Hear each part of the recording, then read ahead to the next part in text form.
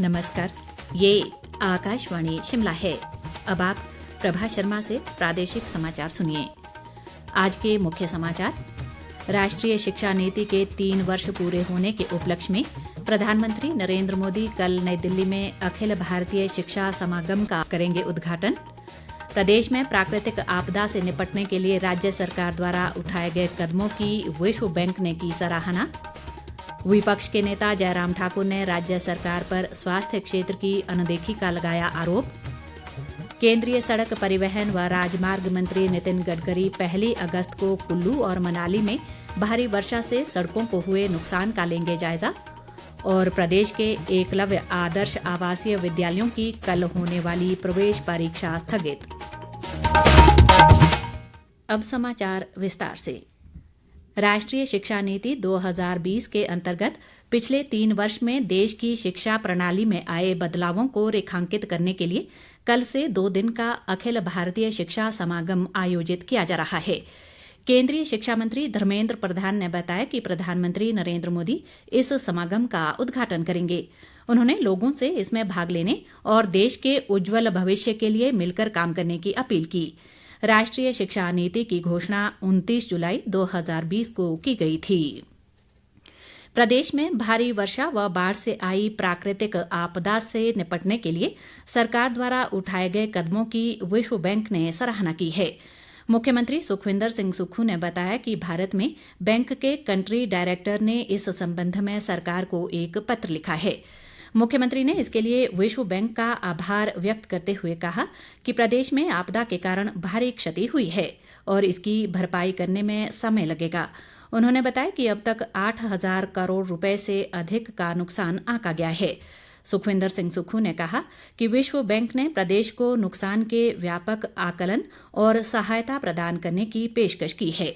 Bank ने सड़क, बिजली, जलापूर्ति, सिंचाई, बुनियादी ढांचे, कृषि व बागवानी सहित अन्य क्षेत्रों में नुकसान के सटीक आकलन के लिए वैश्विक आपदा न्यूनीकरण और पुनर्प्राप्ति सुविधा के सहयोग से मूल्यांकन करने का प्रस्ताव दिया है।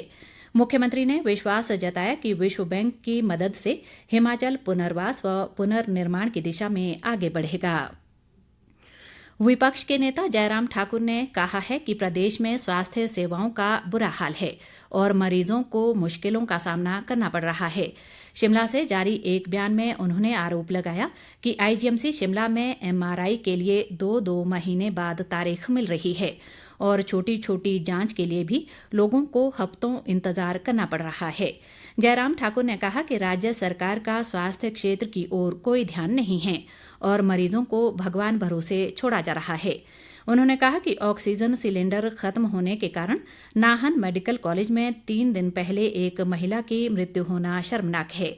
विपक्ष के नेता ने कहा कि सरकार की इस तरह की लापरवाही व संवेदनहीनता बर्दाश्त नहीं की जाएगी। राजस्व मंत्री जगत सिंह नेगी और शिक्षा मंत्री रोहित ठाकुर ने आज शिमला जिले के कुमारसैन क्षेत्र की मधावनी व खनेटी पंचायतों का दौरा कर आपदा प्रभावित लोगों से मुलाकात की। दोनों मंत्रियों ने इलाके की क्षतिग्रस्त सड़कों का जायजा भी लिया और लोक निर्माण विभाग को इन सड़कों को जल्द दुरुस्त करने के निर्देश दिए। विधायक कुलदीप सिंह राठौर ने इस दौरान दोनों मंत्रियों को आपदा से हुए नुकसान की जानकारी दी। बाद में उन्होंने रामपुर क्षेत्र की ननखड़ी तहसील का दौरा कर आपदाग्रस्त लोगों से मुलाकात की। मुख्य संसदीय सचिव संजय अवस्थी ने कहा है कि प्रदेश में हेपेटाइटिस के मरीजों को निशुल्क दवाइयां व जांच की सुविधा दी जा रही है। उन्होंने कहा कि आज दुनिया भर में विश्व हेपेटाइटिस दिवस मनाया जा रहा है और इसका उद्देश्य इस बीमारी के बारे में लोगों को जागरूक करना है। संजय अवस्थी ने कहा कि प्रदेश में हेपेटाइटिस की जांच व उपचार के लिए 12 उपचार केंद्रों के अलावा 2 मॉडल उपचार केंद्र मौजूद हैं। उन्होंने कहा कि केंद्रीय स्वास्थ्य व परिवार कल्याण मंत्रालय ने देश में वायरल हेपेटाइटिस की रोकथाम और इसे नियंत्रित करने के लिए एक कार्यक्रम शुरू किया है। इसके तहत वर्ष 2020 तक वायरल हेपेटाइटिस को समाप्त करना है। लाहौल स्पीति में टीसीपी मुद्दे को लेकर विधायक रवि ठाकुर की अध्यक्षता में एक प्रतिनिधिमंडल ने आज शिमला में मुख्यमंत्री सुखविंदर सिंह सुक्खू से भेंट कर उन्हें अपनी समस्याओं से अवगत करवाया। प्रतिनिधिमंडल ने जिले में टीसीपी एक्ट को लागू न करने का आग्रह किया। मुख्यमंत्री ने कहा कि वे लाहौल के टीसीपी मामले की खुद समीक्षा करेंगे और उच्च अधिकारियों की एक टीम लाहौल स्पीति भेजी जाएगी। केंद्रीय सड़क परिवहन व राजमार्ग मंत्री नितिन गडकरी 1 अगस्त को कुल्लू और मनाली में भारी वर्षा से सड़कों को हुए नुकसान का जायजा लेंगे। लोक निर्माण मंत्री विक्रमादित्य सिंह ने ये जानकारी देते हुए बताया कि नितिन गडकरी हिमाचल को दिल खोलकर मदद करते रहेंगे और इस बार भी उनसे काफ़ी उम्मीदें हैं। उन्होंने कहा कि प्रदेश में भारी वर्षा व बाढ़ से सड़कों को काफ़ी नुकसान पहुंचा है और केंद्र सरकार से इस नुकसान की भरपाई की मांग की जाएगी। विक्रमादित्य सिंह ने भाजपा नेताओं के ऑपरेशन लोटस और सत्ता परिवर्तन को लेकर दिए गए बयान पर कहा कि हिमाचल में कांग्रेस सरकार अपने 5 साल पूरा करेगी और यहां ऑपरेशन लोटस सफल नहीं होगा। प्रदेश भाजपा उपाध्यक्ष रश्मिधर सूद और महिला मोर्चा की प्रदेश अध्यक्ष वंदना योगी ने कांग्रेस सरकार पर महिलाओं के साथ धोखा करने का आरोप लगाया है।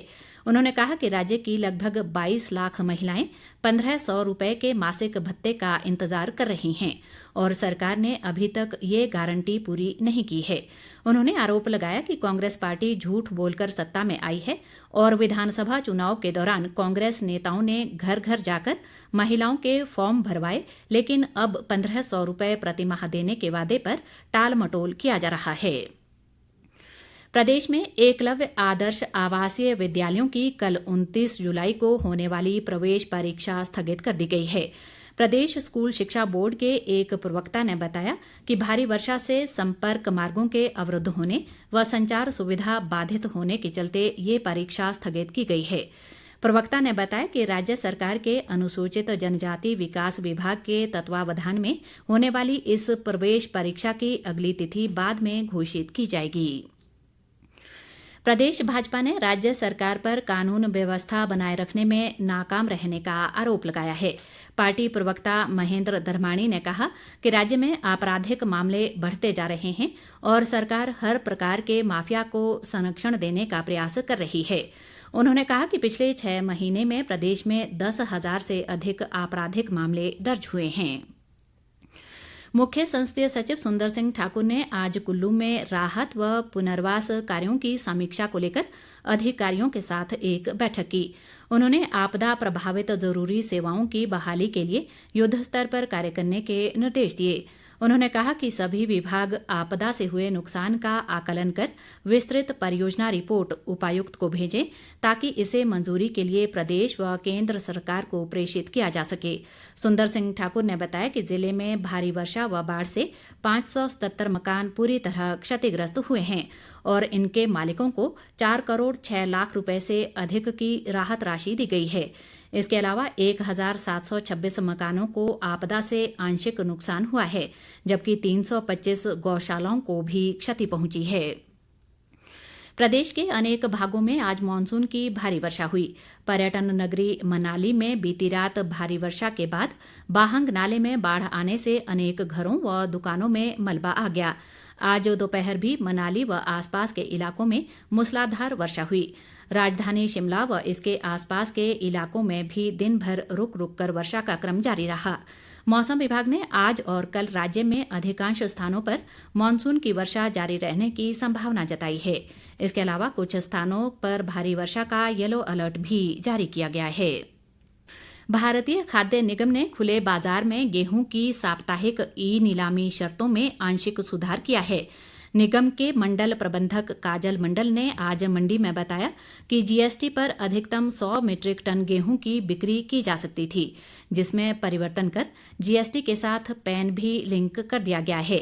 एक पैन पर खरीद की अधिकतम सीमा 100 मीट्रिक टन तय की गई है। अंत में मुख्य समाचार एक बार फिर।